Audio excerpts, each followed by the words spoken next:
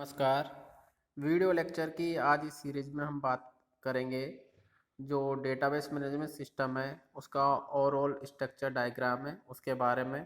तो इसमें सबसे पहले हम बात करते हैं डेटाबेस के बारे में। डेटाबेस सिस्टम को म, हम मुख्य तौर पर ये जो डायग्राम है इसको मुख्य तौर पर हम दो भागों में डिवाइड करते हैं। एक है इसमें हमारे पास स्टोरेज मैनेजर कंपोनेंट और दूसरा है क्वेरी प्रोसेसर कंपोनेंट। डेटाबेस का मुख्य फीचर यह है कि ओरिजिनल डेटा को प्रोग्राम से विभक्त करते हुए डेटा का हम प्रयोग करते हैं। साथ ही साथ डेटाबेस सिस्टम आर्किटेक्चर विभिन्न सॉफ्टवेयर मॉडल जो कि DBMS में पाए जाते हैं उनके ऊपर फोकस करने का कार्य करता है।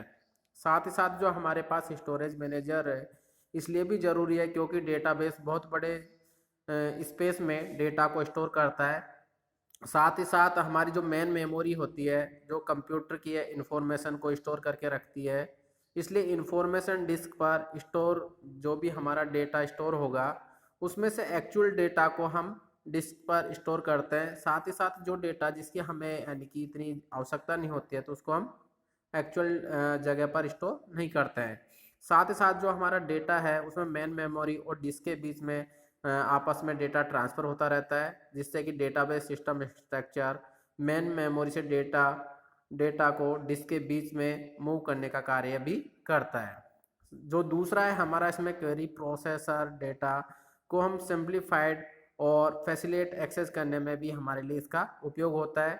इसमें हमारे पास DBA डेटाबेस एडमिनिस्ट्रेशन कमांड का हम उपयोग करते हैं जो कि हमारे DDL स्टेटमेंट और DDL कंपाइलर द्वारा मैनेज किए जाते हैं। साथ ही साथ इसमें हमारा जो एंड यूजर इंटरेक्टिव जो क्वेरी इशू करता है जो कि प्रोसेसिंग से पहले कंपाइल होती है और एप्लीकेशन प्रोग्राम लिखते समय हम उसको मैनिपुलेट करने के लिए भी उपयोग में लेते हैं।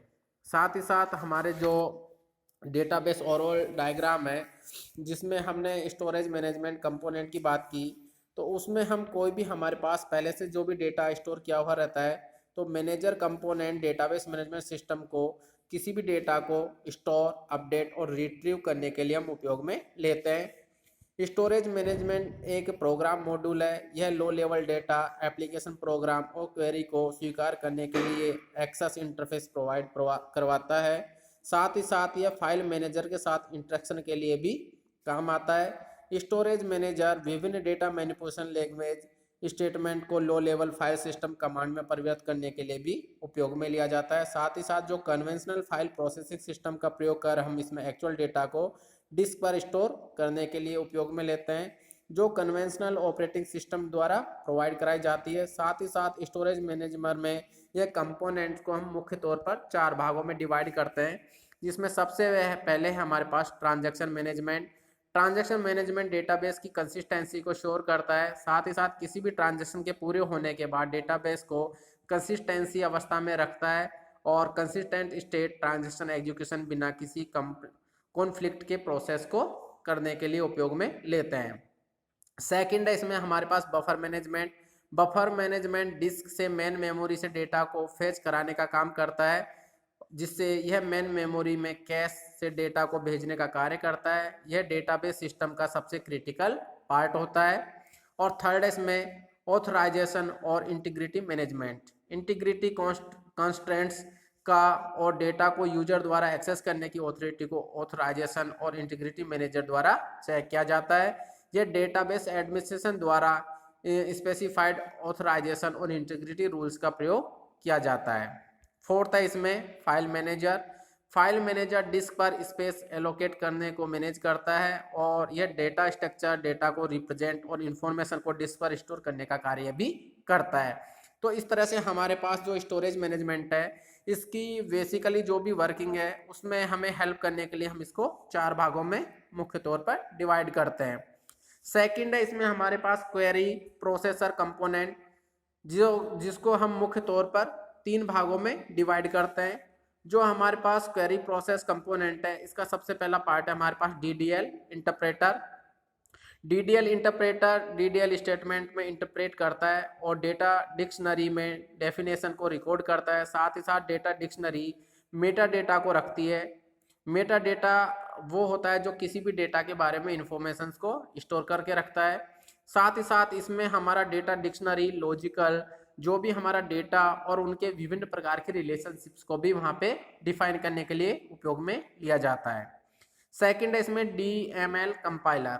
यह DML स्टेटमेंट को क्वेरी लैंग्वेज में बदलती है तथा यह लो लेवल इंस्ट्रक्शंस जो कि क्वेरी इंजन द्वारा समझा जाता है उन्हें स्टोर करने के लिए उपयोग में रखती है। साथ ही साथ इसके द्वारा एंड यूजर इंटरेक्टिव क्वेरी रखते हैं, वो भी प्रोसेसिंग से पहले कंपाइल की जाती है।